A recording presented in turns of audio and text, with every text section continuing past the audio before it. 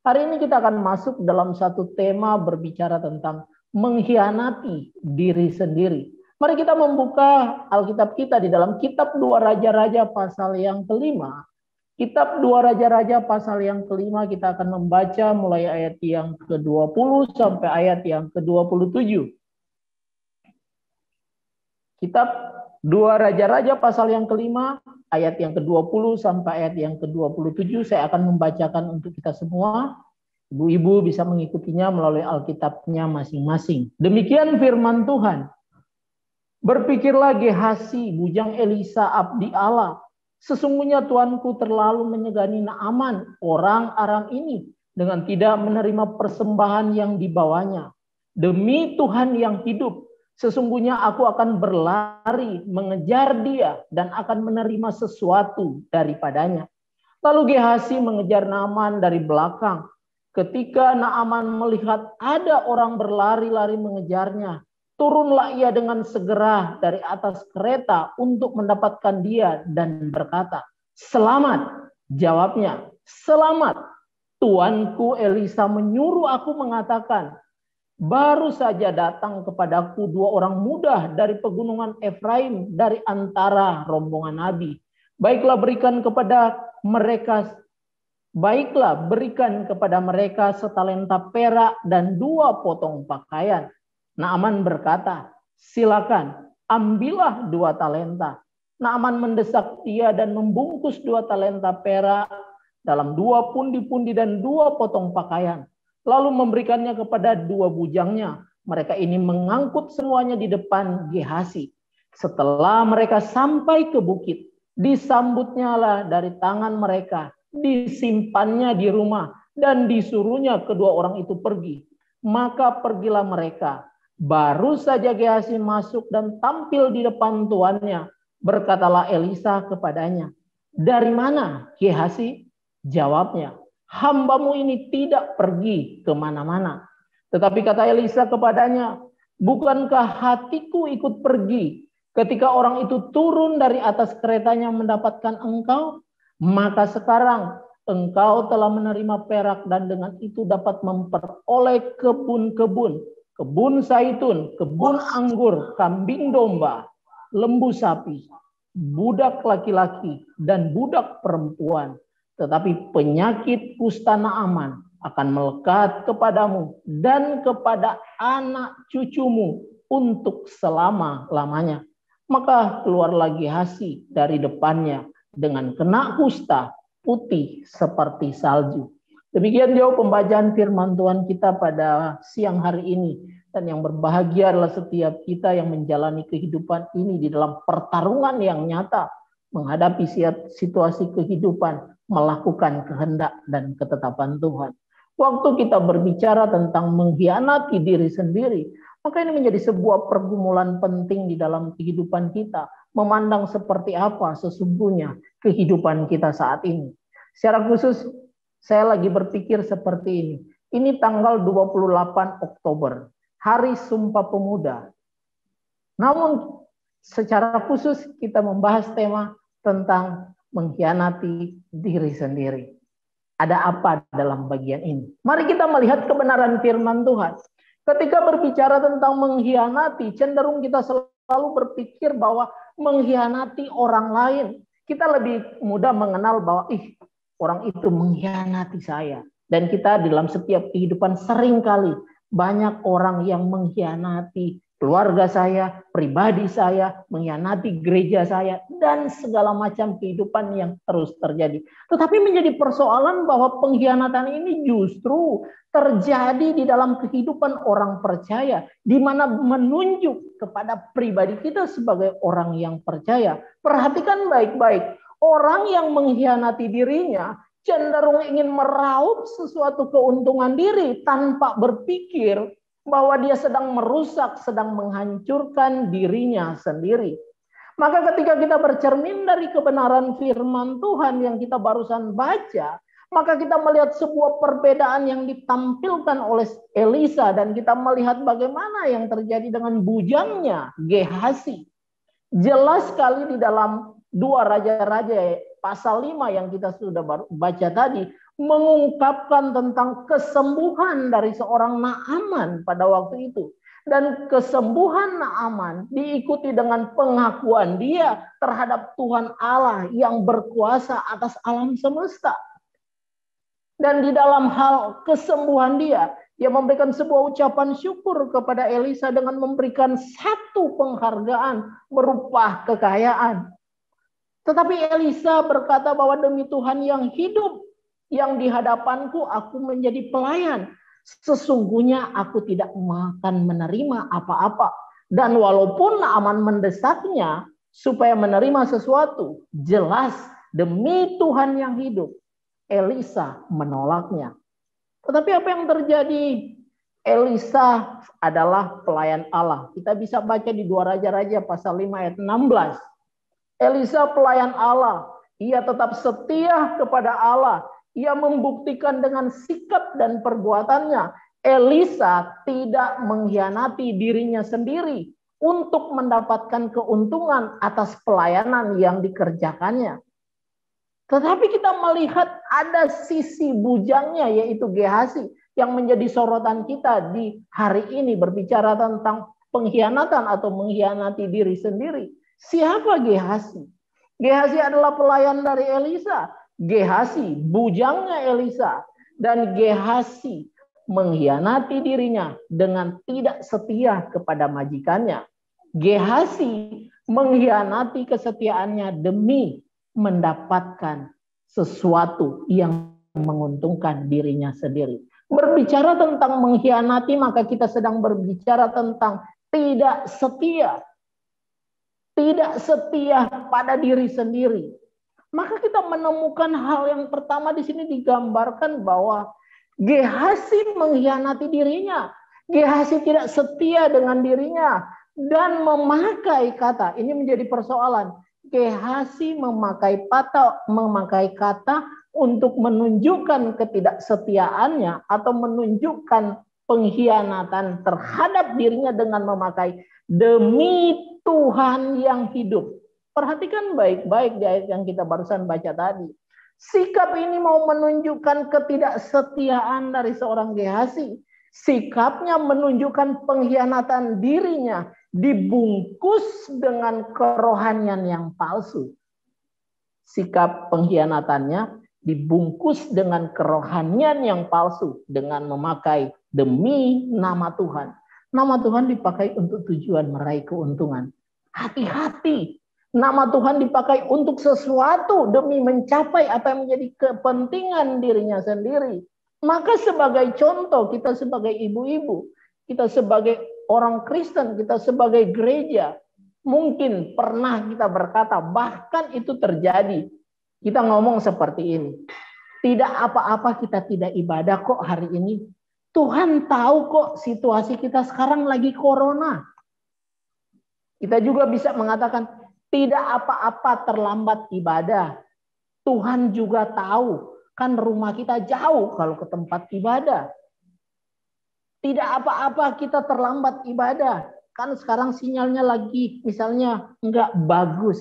Sehingga udah harusnya mulai kita menunda untuk kita join. Kecuali memang sinyalnya putus. Nah kita dalam artian kita nggak bisa buat apa-apa. Tetapi kita juga kadang berkata-kata bahwa tidak apa-apa kita nggak ke gereja. Tuhan tahu kok isi hati kita. Kata-kata ini sering kali terungkap di dalam kehidupan kita sebagai orang percaya. Kemudian ada juga yang suka bilang, Pak, bohong sedikit kan nggak apa-apa. Bohong kepada suami, bohong sedikit kepada anak, bohong sedikit kepada orang tua, bohong sedikit kepada tetangga juga nggak apa-apa. Tuhan tahu aku bohong sedikit, aku nggak berani ngomong untuk kebaikan saya kok. Untuk kebaikan orang lain. Please, jangan hidup seperti ini. Kalau kita menempatkan diri suka dengan mengatakan tidak apa-apa dan Tuhan tahu, kita harus hati-hati. Karena apa? Kalau kita seperti ini sedang menunjukkan satu sikap mengkhianati secara terselubung. Pengkhianatan secara terselubung yang sekalipun tampak baik. Bohong kok demi kebaikan orang lain. tapi justru tampak baik menurut pikiran kita. Seperti Gehazi berpikir bahwa Elisa nggak enak kalau menerima apa yang ditawarkan oleh Naaman. Tetapi dia memakai dengan caranya sendiri. Mengelabui Naaman dengan sebuah pemikiran mendapatkan yang baik. Maka di sini hal yang kedua yang harus kita ingat. Mengkhianati diri dengan menjual orang lain. Kalau tadi kita berbicara tentang mengkhianati diri, Gehazi memakai nama Tuhan. Sekarang dia mengkhianati diri dengan menjual orang lain, nama orang lain. Kalau kita baca di ayat 21 dan ayat 22 itu jelas sekali. Dia mengatakan, Tuanku Elisa menyuruh aku mengatakan, baru saja datang kepadaku 2 orang muda dari pegunungan Efraim, dari antara rombongan Nabi. Perhatikan ya, demi sebuah kepuasan, demi mendapatkan keuntungan, Gehazi memakai cara apapun untuk mendapatkannya. Jelas-jelas dia itu kan sebagai hamba. Maka sebagai hamba atau sebagai pelayan atau sebagai bujangnya Elisa adalah dia melayani Elisa. Maka dia sudah tahu kalau Elisa bilang enggak berarti enggak. Kalau Elisa bilang iya, iya. Maka dia berjalan sesuai dengan aturan majikannya. Dia berjalan sesuai dengan aturan gurunya. Tetapi di sini kita melihat nama gurunya dipakainya untuk mendapatkan kenyamanan diri. Dia rela mengejar, kata Alkitab. Dia rela pergi mengejar Naaman. Dia rela mengorbankan waktunya. Dia berani melakukan apa yang dia inginkan. Dan dia berani merekayasa sebuah cerita. Mengarang cerita. Demi tujuan yang busuk. Pernahkah kita merekayasa sebuah cerita untuk tujuan kepuasan diri kita? Pernahkah kita merekayasa bercerita terhadap suami kita, bercerita terhadap anak kita, bercerita terhadap tetangga kita, demi sesuatu yang menguntungkan diri kita sendiri? Sudah tahu-tahu cerita nggak benar, tetapi kita menceritakan seolah-olah itu benar. Berani merekayasa sebuah cerita demi mendapatkan apa yang sedang kita usahakan dan kita mau gapai dalam diri kita. Dan itu yang dilakukan oleh Gehazi. Maka kita harus berhati-hati ketika kita menjalani kehidupan keseharian kita. Seringkali banyak orang percaya pun terjebak di sana. Banyak kadang di antara kita masuk dalam jebakan keinginan kita yang tak terbendung, yang membuat kita terkungkung, terkurung, dan kita berjuang di sana sendiri. Kadang itu terjadi dalam hidup kita. Demi mendapatkan uang tambahan, kadang kita mengatakan uang yang kita miliki sudah habis. Sudah, biasanya kan kalau ibu-ibu lebih kepada meminta pada suami. Pak, udah habis uangnya, udah belanja habis. Padahal masih ada loh di dompet. Sekalipun itu cuma 10.000.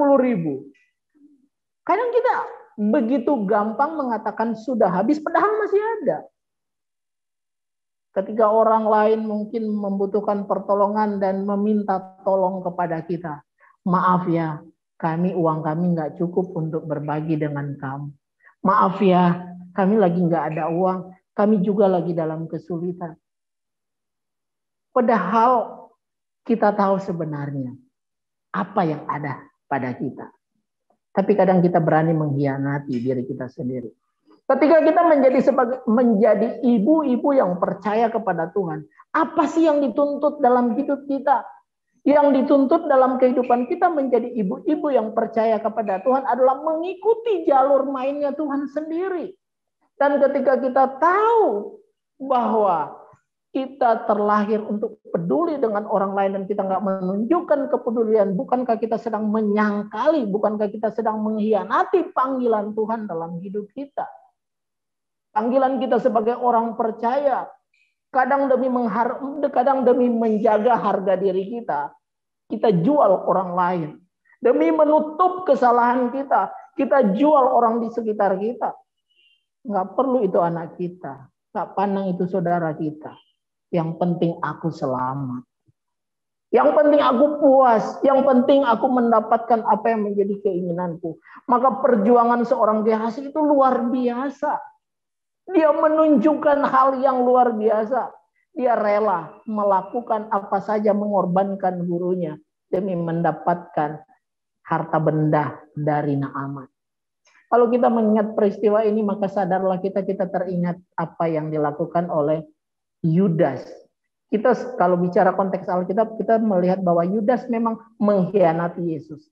Padahal di sisi lain kita bisa melihat bahwa Yudas mengkhianati dirinya sendiri. Harusnya gurunya dia ikuti. Harusnya gurunya yang dia sembah. Harusnya Kristus itu yang menjadi kekuatan dia. Tetapi dia mengkhianatinya dengan menjualnya. Maka kalau kita membaca di dalam kitab Kejadian, kita membaca di dalam kitab Kejadian pasal 2, pasal 3, maka di situ diungkapkan bagaimana manusia mengkhianati dirinya sendiri. Ketika manusia diciptakan oleh Allah, maka Tuhan menciptakannya serupa segambar dengan Allah. Dan salah satu hal yang harus dilakukan oleh manusia adalah mengikuti sebuah ketetapan yang diperintahkan Allah. Manusia tahu apa yang harus dia lakukan.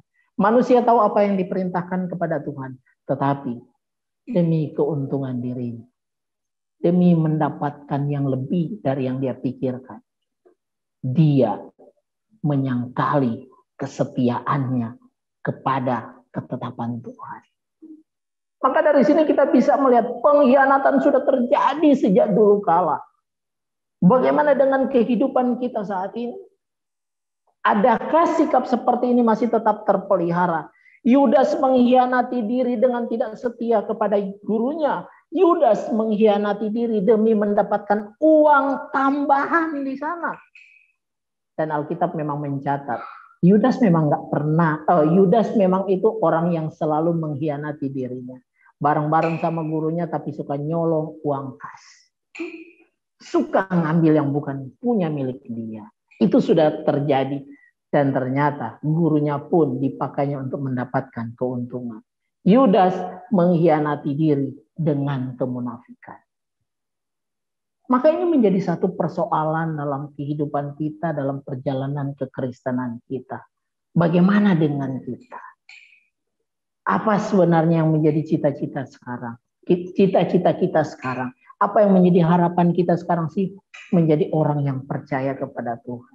Kalau Tuhan mengatakan engkau harus setia. Dan ketika kita nggak setia, kita bukan hanya lagi berbicara kita sedang mengkhianati Tuhan.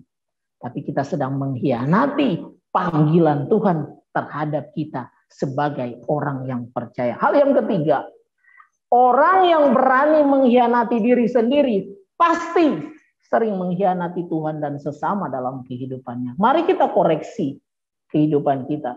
Orang yang berani mengkhianati diri, udah jelas dia pasti sering mengkhianati Tuhan dan sesama. Menjelang kematian Yosua, kalau kita membaca kitab Yosua, menjelang kematian Yosua di pasal yang ke-24, maka Yosua mengumpulkan seluruh orang Israel dan berpesan kepada mereka, hendaklah engkau tetap beribadah kepada Allah yang telah memimpin kita keluar dari bangsa Israel. Jangan engkau pernah berbalik kepada kehidupan yang salah, tetapi bagaimana engkau harus memelihara kesetiaanmu terhadap Tuhan yang menyelamatkan engkau.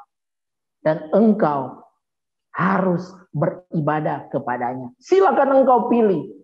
Dan Yosua berkata, aku akan beribadah kepada Tuhanku dan seluruh keluargaku akan beribadah.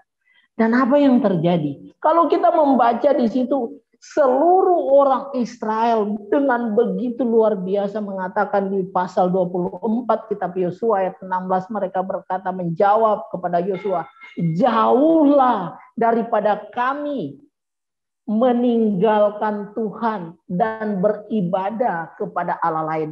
Maka ini lagi berbicara tentang kesetiaan mereka ketika mereka merespon apa yang disampaikan oleh Raja Yosua sebelum dia meninggal.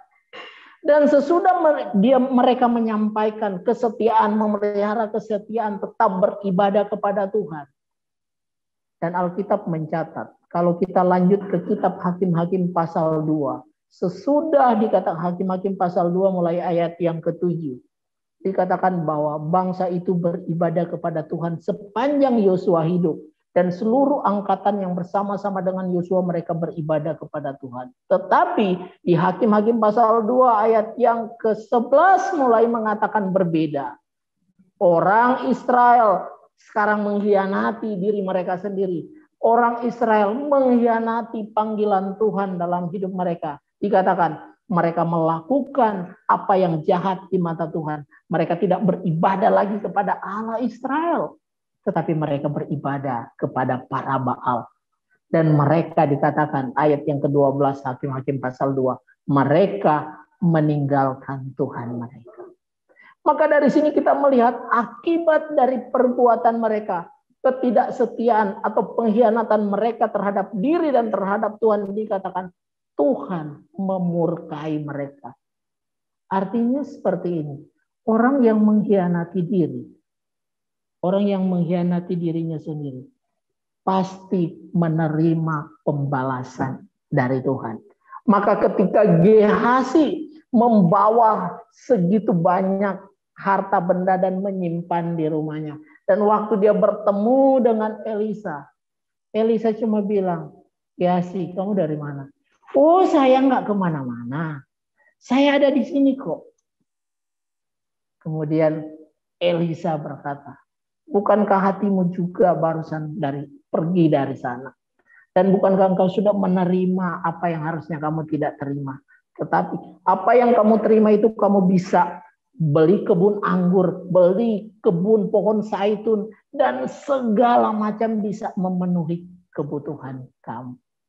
Tetapi penyakit kusta Naaman yang sudah sembuh sekarang ada padamu. Dan hebatnya bukan hanya ada pada Gehazi, tapi seluruh anak cucunya. Bukan hanya untuk 1 hari, bukan hanya untuk 2 hari, bukan hanya untuk setahun dan 2 tahun. Hukuman akibat ketidaksetiaannya, tetapi dikatakan selama-lamanya.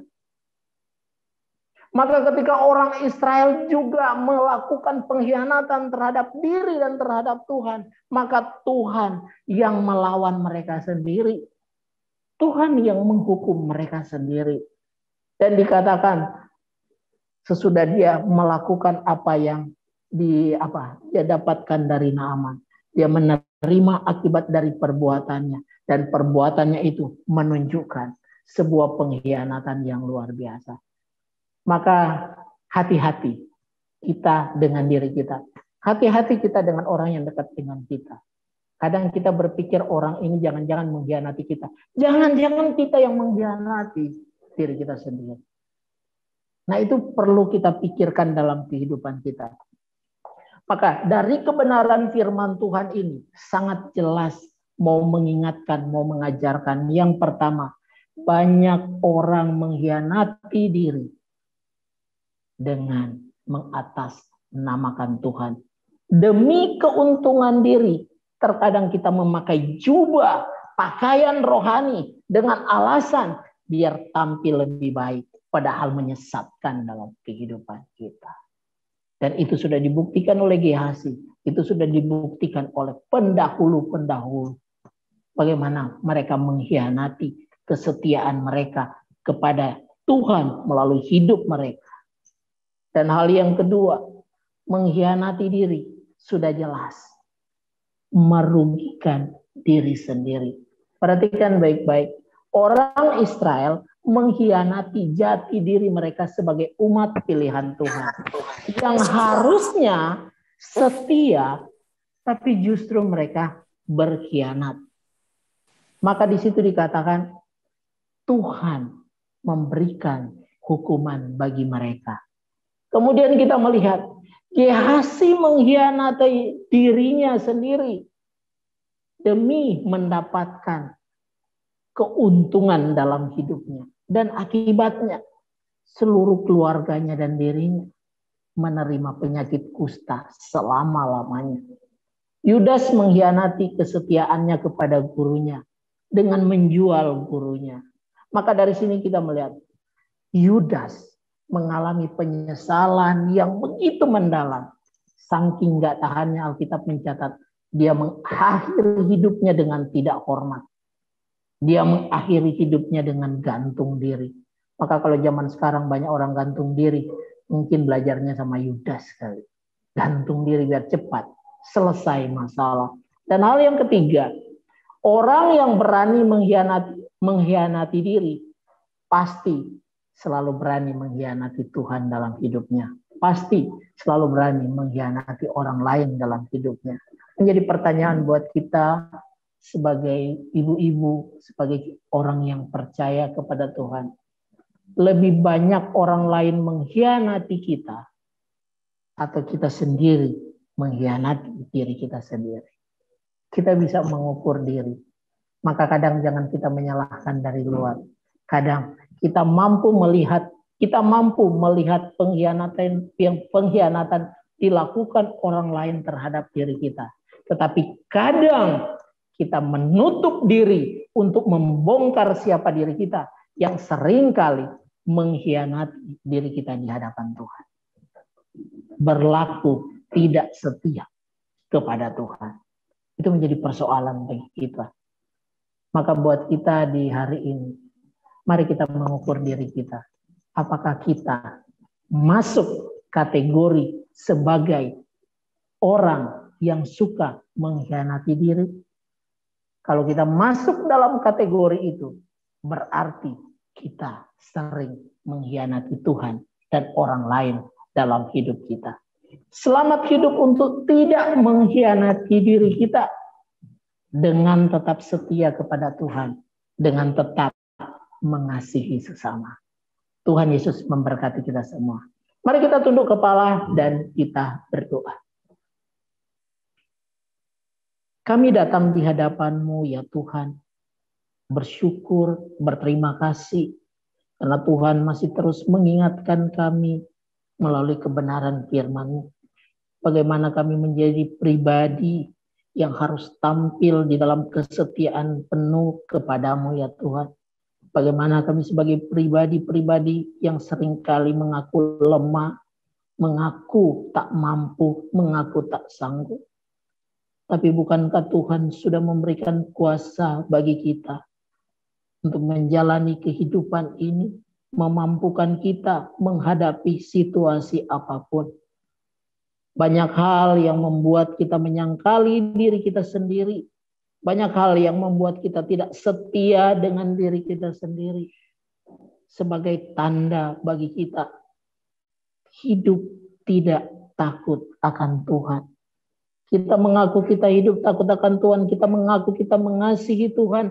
Kita mengaku kita sebagai orang yang percaya. Tetapi berapa sering kita mengkhianati diri dan mengkhianati Tuhan dalam hidup kita. Mari kita bersama-sama mengaku setiap kesalahan kita di hadapan Tuhan. Dan mari kita bersama-sama mengubah setiap perilaku, tingkah laku, sikap kita yang cenderung mengecewakan Tuhan dalam hidup ini. Dan marilah kita berjuang bersama, memperbaiki diri untuk menatap kepada apa yang menjadi ketetapan Tuhan, bukan apa yang menjadi keinginan kita. Tuhan begitu baik, tangannya selalu terbuka bagi setiap hati yang mau datang kepadanya. Untuk itu, biarlah setiap kita hari ini yang sedang menghadap Tuhan, mari kita beri hidup kita untuk berjalan di dalam kehendak dan ketetapan Tuhan. Dan percayalah, kuasa Tuhan yang selalu menolong kita, memampukan kita akan terus bersama-sama dengan hidup kita. Ia menyertai kita senantiasa. Kami berdoa ya Tuhan, untuk setiap pergumulan dari ibu-ibu yang ada saat ini. Biarlah Tuhan yang hadir di tengah-tengah pergumulan. Biarlah Tuhan yang selalu menopang setiap kehidupan saat ini. Dan biarlah Tuhan yang hadir di tengah-tengah keluarga. Dan biarlah Tuhan yang terus melingkupi setiap anak-anak-Mu, setiap hamba-hamba-Mu yang hidup mau menyenangkan hati Tuhan. Tidak lagi mengkhianati diri, apalagi mengkhianati Tuhan. Tetapi kami berusaha berubah melalui pertolongan Tuhan untuk hidup di dalam kehendak dan ketetapan Tuhan. Demi Tuhan yang hidup, mari kita bersama-sama hidup di dalam pembaharuan kebenaran firman Tuhan. Sehingga jalan yang kita tempuh menuju kepada jalan yang Tuhan inginkan. Terima kasih ya Tuhan. Ini hidup kami serahkan ke dalam tangan Tuhan. Dan biarlah setiap kami menjadi pribadi-pribadi yang menyenangkan hati Tuhan. Dalam nama Tuhan Yesus Kristus, kami bersyukur, kami berdoa. Haleluya. Amin. Saya serahkan kembali, kalau mungkin ada pertanyaan atau ada yang mau sharing, silakan. Silakan ibu-ibu, kalau ada yang mau bertanya. Terima kasih Pak Julius untuk pelayanan firman Tuhannya. Tuhan memberkati. Ayo ibu-ibu silakan, kalau ada yang mau bertanya sama Pak Julius, silakan.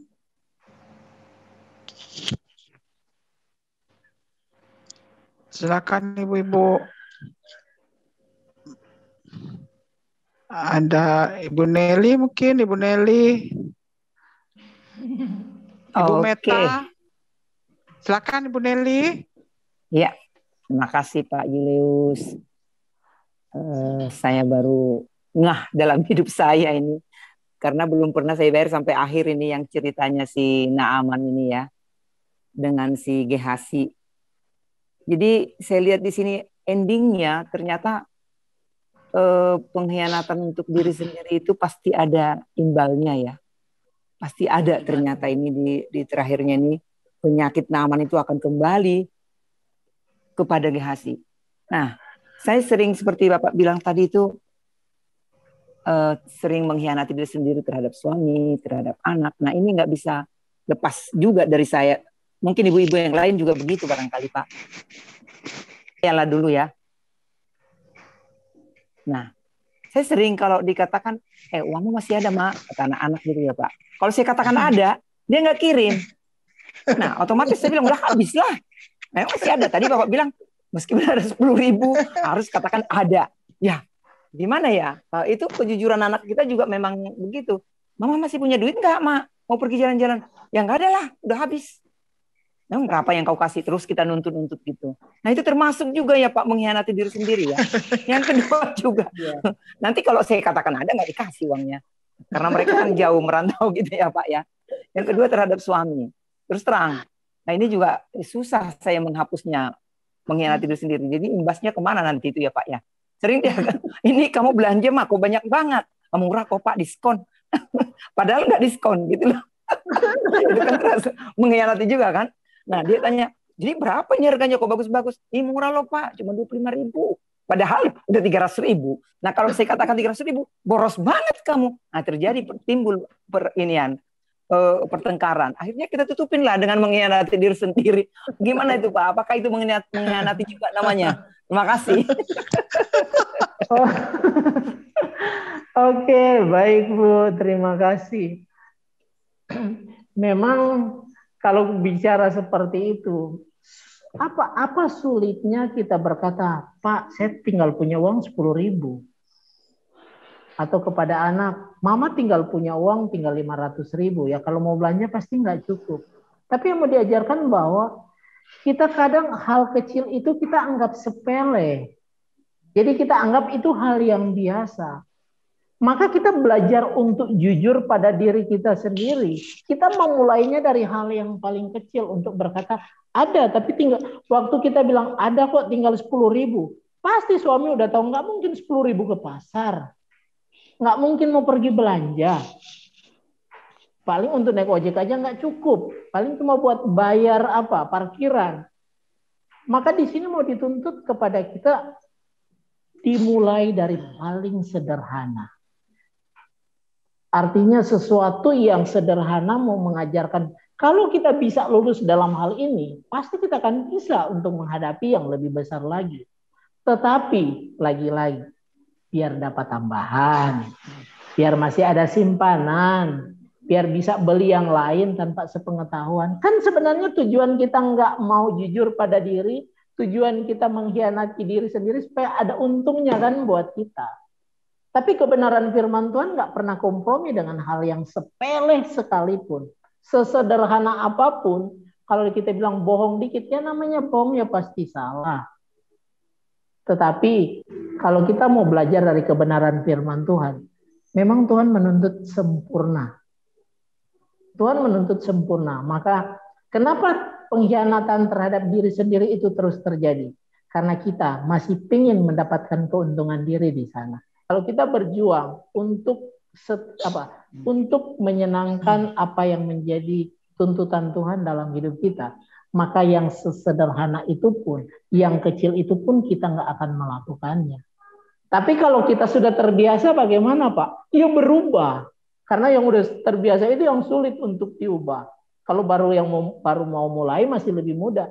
Tapi yang udah terbiasa memang sulit diubah. Tetapi bukan tidak bisa. Kalau suka dibilang, bukan masalah kita nggak bisa, tapi kita nggak mau berubah. Kita tetap mengkhianati diri dengan hal-hal yang sederhana. Jadi buat Ibu Nelly, tetap kita belajar untuk menyampaikan yang sesungguhnya. Dan itu akan menolong kita untuk kita tidak mengkhianati diri kita sendiri.